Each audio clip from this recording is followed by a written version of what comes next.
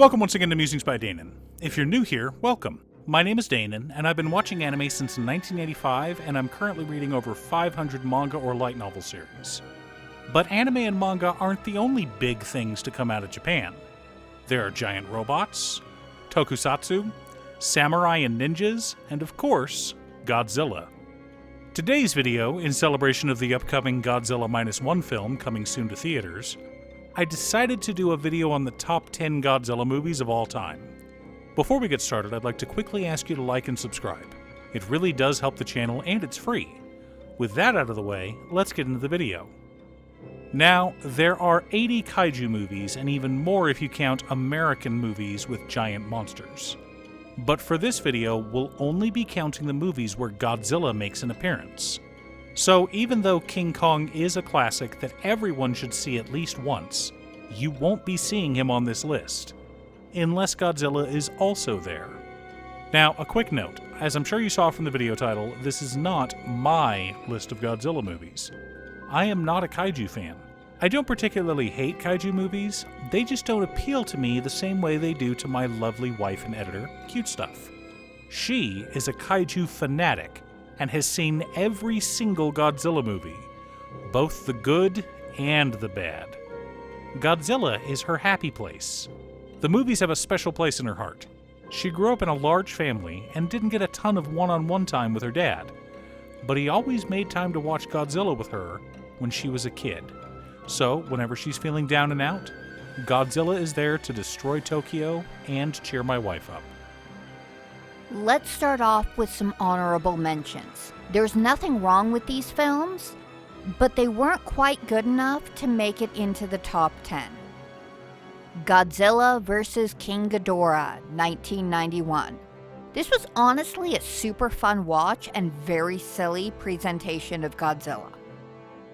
Invasion of Astro Monster, 1965. This is the film that contains the first use of the infamous Godzilla dance, and for this scene alone, it earns a place here. Godzilla, 2014.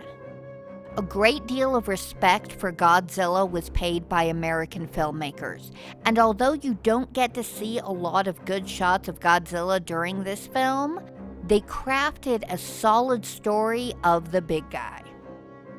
And finally, Godzilla -1.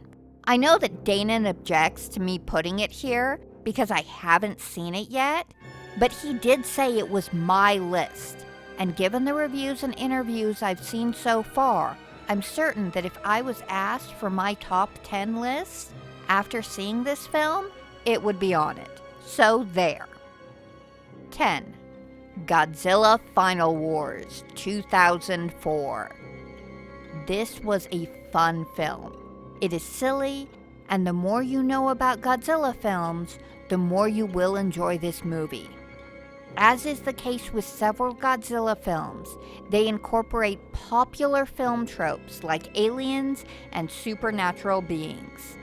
It is an enjoyable little romp down in the Godzilla-verse. Number 9. Godzilla, Mothra, and King Ghidorah, 2001. This was an interesting take on Godzilla films. I'd have to say it's a deconstructionist telling of the kaiju genre.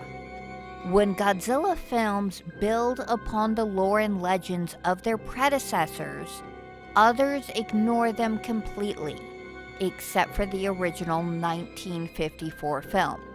This one actually takes from several previous films to both build on them and gives us something new.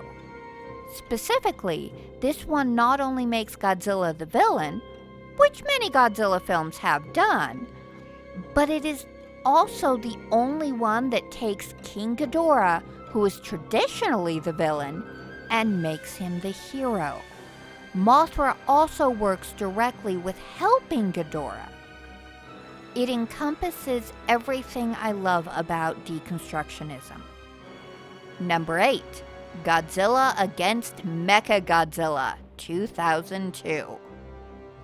Another solid Godzilla film, Godzilla against Mechagodzilla, 2002, has a good story, and a great deal of respect paid to the previous Godzilla films.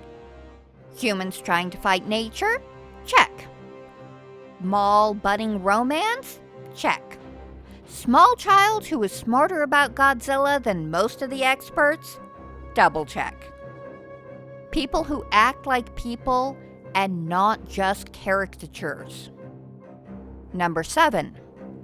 Godzilla 2000, 1999.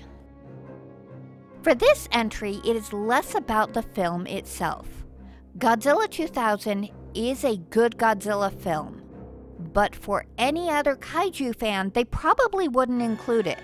For me, it is important and belongs on the list because of how I first saw it. It was the first Japanese Godzilla movie I was able to see in theaters. It was also the first time I went to see a movie in theaters by myself. I was supposed to go see it with my dad, but between his work schedule and mine, we just couldn't make it work. For the first time ever, I was able to see Godzilla on the big screen, as he should always be seen. Number 6. The Return of Godzilla, aka Godzilla 1985, 1984. This was a great rebirth of the Godzilla era. Specifically, it began the Heisei era of kaiju films. There are a lot of plot points that were changed between the original and the American versions of this film, which was common before the 2000s. Besides, the American audience doesn't like it when Americans in film go around demanding to nuke our own allies. So stuff like this kind of expected. But whichever version of the film you sit down and choose to see, it is a very enjoyable watch. Number 5. Ghidorah, the Three-Headed Monster, 1964. This is a great movie, a solid Godzilla film of the Showa era, but the movie was more than just Godzilla destroying Tokyo and fighting another kaiju. Most of you remember that great feeling watching The Avengers. The first time each of these individual heroes work together and team up to defeat Loki, the bad guy, or whatever. You already know Iron Man, Thor, Cap, and the Hulk, but seeing them fight each other and then coming together with the power of friendship was just amazing. Well, I hate to break it to you. Wait. No, I don't. I love history. But the Godzilla-verse did it first. Mothra, Rodan, and Godzilla have to set aside their hatred for each other to take on the great big bad Ghidorah in Ghidorah's film debut appearance. Number 4. Godzilla vs. the Thing, 1964. This one shouldn't be surprising. Godzilla vs. the Thing, 1964, is one of the most popular Godzilla films among women. This is partially due to the director forgetting the script at home and then listening to his wife and using her ideas on the film. But even more than that, this was the film I watched the most with my dad. Side story. Sorry, but if you're gonna get my list, you're going to get my stories too. My parents had me and my 3 sisters all in a 5-year period of time. By the time I was 4, my mom would take one Saturday a month to get away from being the stay-at-home mom and to get to interact with friends without having to bring a bunch of kids.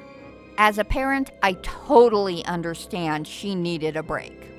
But being 4 years old, me and my sisters would get bored after a while, so we would go ask my dad what to do.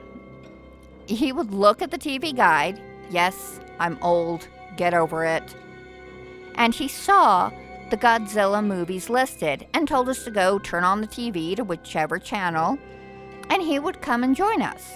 We weren't allowed to turn on the TV without permission. So we did as we were told. After about 30 minutes, my sisters would leave and find something else to entertain themselves, and I was scared of getting in trouble for not obeying my dad, so I stayed. About an hour later, my dad would show up in the living room with popcorn, and we would snuggle on the couch and enjoy Godzilla. He almost always showed up just in time for this film. As a child, Mothra was my favorite monster. Now that I'm an adult, she's a queen I want to emulate. Number 3. Shin Godzilla, 2016. New story, new Godzilla. I know some people aren't happy with the new design, but when you think about it, Godzilla had several smaller design changes over the years. He's changed size a few times too. This is a deconstructive retelling of the start of Godzilla. It was amazing to watch the changes they made and how well it did criticizing the government's response to the tsunami and the Fukushima disaster. Number 2. Gojira, aka Godzilla King of the Monsters, 1954. No, that's not a typo. I did put the original Godzilla as number 2 on my list. Godzilla is everything he should be. He is scary, a true horror monster. The movie has a beautiful love story, respects the elders, and the massive loss that followed the bombing of Nagasaki and Hiroshima.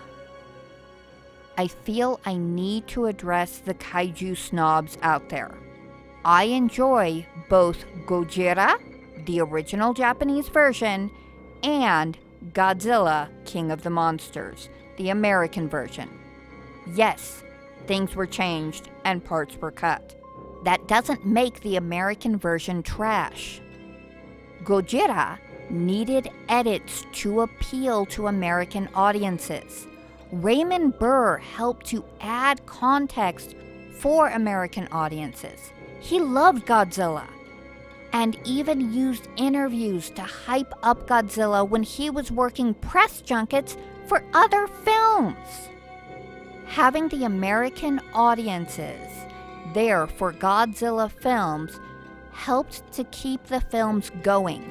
I honestly don't think there would have been more than about 5 or 6 films if it wasn't for getting American audiences on board. Just think about it. Whether you are a kaiju fan or not, everyone has heard of Godzilla. But how many people know of Gamera? Number 1. Godzilla 2, King of the Monsters, 2019. My list, I get to pick my favorite, and this is it. Godzilla 2, King of the Monsters, 2019 is wonderful. It is the perfect balance of big kaiju, city-destroying fights, and the human elements found in the best kaiju films. The story is excellent and the Easter eggs are joyous. A great deal of homage was paid to all the Godzilla films of the past. I watched this in theaters twice. First time opening weekend with my oldest child, who also grew up watching Godzilla films with my dad. And when Mothra showed up and the music changed to the Mothra song, we leaned our heads together and whisper sang the original song. I love this movie. When I start feeling sad and missing my dad who passed away in 2020, this film brings me peace. It allows me to cry, laugh, and leaves me feeling better. I'll leave it to Danon to wrap this video up. Thanks, honey. I hope you enjoyed the video. Normally, I'm the one who writes the script, but I felt that Cute Stuff should do it this time. That being said, she still did all of the editing, like always. If you'd like to hire her to edit your own videos, she can be reached at cutestuff.edits@gmail.com. Link is down below. If you're looking for ways to support the channel directly, you can head on over to patreon.com/Danon. There are several tiers to choose from. You can pick an anime or manga for me to do a video about, or you can join our monthly manga club. I also want to give a quick shout out to all of my patrons: Waffles, Jiraiya, Danny, Muffins, Marcus, Squishy, Brett, Roxy, Josh, Sean, Pob Zombie, Mark, Alex, Borgie, Jake, Exiled Rogue, Nazwin, Pedro, Airnor, Tom, Echo Fox, and Midge. You guys are awesome. I post anime or manga videos often, or you can click here to watch additional videos. Again, thanks for watching, and I'll see you all again next time on Musings by Danon.